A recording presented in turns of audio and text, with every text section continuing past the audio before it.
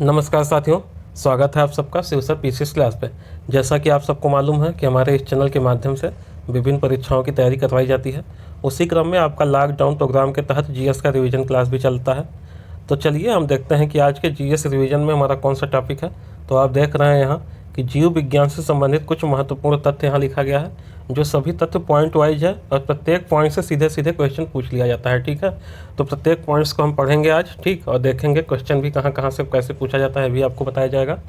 तो चलिए आगे बढ़ने से पहले जो भी मेरे चैनल पर नए हैं, पहली बार आए हों, और चैनल को सब्सक्राइब करके बेल आइकन को प्रेस कर लें, जिससे कि आगे आने वाले वीडियो का नोटिफिकेशन उनको समय से मिलता रहे। ठीक, तो चलिए हम एक एक पॉइंट को देखते हैं। पहला पॉइंट है, तंबाकू में एनाबेसिन और निकोटीन पाया जाता है।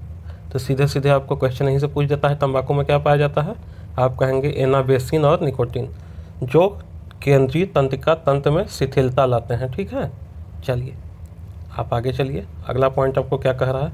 तारपीन का तेल चीड़ के वृक्षों से मिलता है। तारपीन का तेल कहाँ से मिलता है? चीड़ के वृक्षों से। और आपका सेड्रस तेल कहाँ से मिलता है? देवदार की लकड़ी से। ठीक, तो यहाँ से भी सीधे सीधे क्वेश्चन पूछा जाता है। आइए, हमारा 2 पॉइंट हो गया, तीसरे पॉइंट पे चलते हैं। इफेड्रा नामक पौधे से इफेड्रीन नामक एल्केलाइड निकाला जाता है, जो दमा और खांसी में दवा के रूप में प्रयोग किया जाता है। ठीक, तो दमा और खांसी में क्या प्रयोग किया जाता है? इफेड्रीन। और इफेड्रीन कहाँ से प्राप्त होता है? इफेड्रा नामक पौधे से। ठीक, चलिए अगले पॉइंट पे आइए, मोस्ट इंपॉर्टेंट पॉइंट। विकिरण चिकित्सा में कोबाल्ट 60 CO60 का उपयोग होता है, क्योंकि इसमें गामा किरणें उत्सर्जित होती है। देखिए यहाँ 2 पॉइंट है, एक आपको सीधे सीधे पूछ लेता है विकिरण चिकित्सा में किसका उपयोग होता है? कोबाल्ट 60। और उसमें दूसरा क्या पूछ सकता है, किसमें कौन सी किरणें उत्सर्जित होती है? तो आप कहेंगे इससे कौन सी किरणें उत्सर्जित होती है? गामा किरणें उत्सर्जित होती है। ठीक है, चलिए आगे बढ़ते हैं हम। अगला पॉइंट है हमारा, एस्पिरिन की खोज के लिए ब्रिटिश वैज्ञानिक जॉन वान, कौन वैज्ञानिक? ब्रिटिश वैज्ञानिक हैं जॉन वान, को 1982 का चिकित्सा नोबेल मिला था। ठीक, अगला पॉइंट आइए। प्रथम परखनली शिशु का नाम लुइस था। इसका जन्म 25 जुलाई 1978 को इंग्लैंड में हुआ था। ठीक, आइए आगे चलते हैं। सोमेटोट्रॉपिक नामक हार्मोन की कमी से बौनापन होता है। तो यहाँ से आपको सीधे सीधे पूछ दिया जाता है, बौनापन किस हार्मोन की कमी से होता है?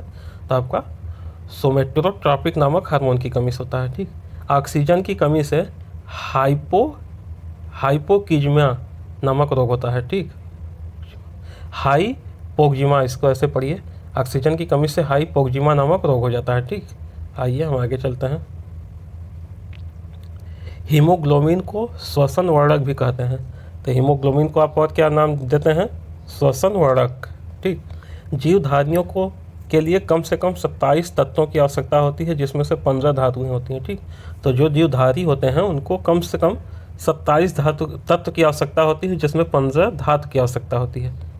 आइए, विटामिन B12 हड्डी की मज्जा से लाल रक्त कण की परिपक्वता के लिए अनिवार्य होता है। ठीक, तो यहाँ विटामिन B12 की खासियत दिया गया है कि यह हड्डी की मज्जा के लाल रक्त कण की परिपक्वता के लिए अनिवार्य होता है। ठीक, शरीर में प्रतिदिन आयोडीन की मात्रा पुरुषों में 0.14 मिलीग्राम और महिलाओं में 0.10 मिलीग्राम होती है। यहाँ ग्राम हो गया है, यहाँ आप मिलीग्राम समझिएगा।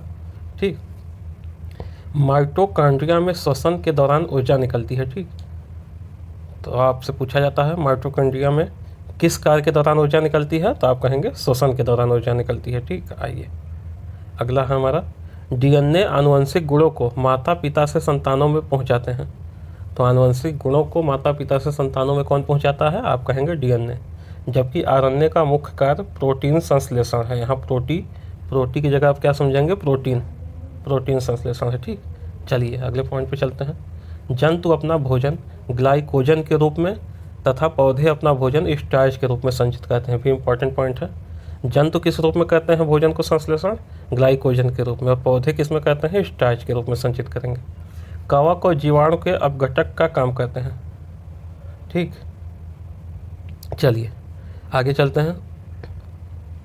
बैक्टीरिया में केंद्रक और माइटोकॉन्ड्रिया नहीं पाया जाता है।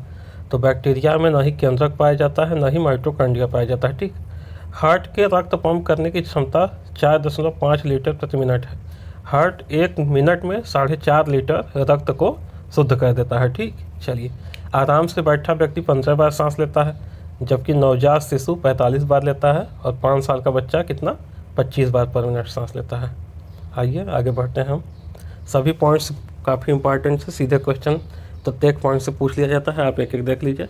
और आपको इसका PDF चाहिए तो हमारे टेलीग्राम चैनल से जाके ले लीजिए, शिव सर PCS क्लास। ठीक है, चलिए अगले पॉइंट पे चलते हैं। शरीर के भीतर प्रति सेकंड लगभग 150 लाख कोशिकाएं नष्ट होती हैं। ठीक है, अगला पॉइंट, मनुष्य संसार का सबसे बुद्धिमान होमिनिड है। ठीक, एल्बाट्रोस सबसे बड़ा समुद्री पक्षी है। तो सबसे बड़ा समुद्री पक्षी कौन है? एल्बाट्रोस, जिसके पंख का फैलाव 10 से 12 फीट तक है। अग्नि का प्रथम प्रयोग करने वाला प्रागैतिहासिक मानव संभवतः जावा कपी मानव था। ठीक, आइए आगे चलते हैं। डुगोंज नामक समुद्री जीव जो कि विलापन की कगार पर है, वह स्तनधारी मैमल है। ठीक, आइए। इवोल्यूशन को सर्वप्रथम लैमार्क ने समझाया था। विकास का मुख्य कारण प्राकृतिक वर्ण है, यहाँ से क्वेश्चन पूछा जाता है। जीवों की आनुवंशिक विभिन्नताओं का मूल स्रोत उत्परिवर्तन है। जेनेटिक इंजीनियरिंग में प्लाज्मिड प्रयोग होता है। तो यहाँ से क्वेश्चन पूछा जाता है, जेनेटिक इंजीनियरिंग में क्या प्रयोग होता है? प्लाज्मिड। आइए आगे चलते हैं। डॉक्टर हरगोविंद खुराना को जेनेटिक कोड के लिए नोबेल पुरस्कार मिला। ठीक, तो आपको सीधे सीधे क्वेश्चन पूछ देगा कि डॉक्टर हरगोविंद खुराना को नोबेल किसके लिए मिला था? जेनेटिक कोड के लिए। बुलिमिया रोग में मनुष्य यह नहीं समझ पाता कि उसे कब भोजन करना रोक देना चाहिए। ठीक, तो जो बच्चे बहुत ज़्यादा खाना खाते हैं उनको समझ में ही नहीं आता कि उनको कब खाना रोक देना चाहिए। उनको कौन सी रोग होती है? बुलिमिया रोग से वो पीड़ित होते हैं। ठीक है, आइए आगे बढ़ते हैं हम। अगला प्रश्न है आपका, फेरोमोन्स कीटों में पाए जाते हैं। फेरोमोन्स कहाँ पाए जाते हैं? कीटों में। और आगे बढ़िए। मकड़ियाँ अपना उत्सर्जन मुख्य रूप से गुआवानीन पदार्थ के रूप में करती हैं, या गुआनीन। पक्षियों का उत्सर्जी पदार्थ यूरिक अम्ल होता है। पक्षियों का उत्सर्जी पदार्थ क्या होता है? यूरिक अम्ल। क्रेप्स हेंडेसील चक्र द्वारा यूरिया का निर्माण होता है।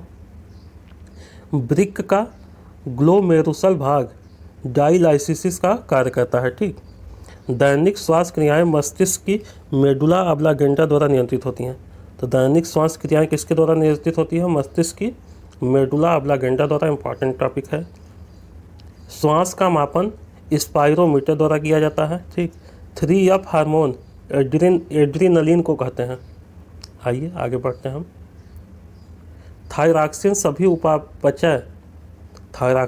उपापचय क्रियाओं की गति का नियंत्रण करता है। रक्त के प्रति 100 मिलीलीटर में लगभग 0.3 ग्राम आयोडीन रहता है। जेनेटिक जैविक घड़ी हाइपोथैलेमस में होती है। ठीक, टाइकोफाइटान नामक कवक से दाद रोग होता है।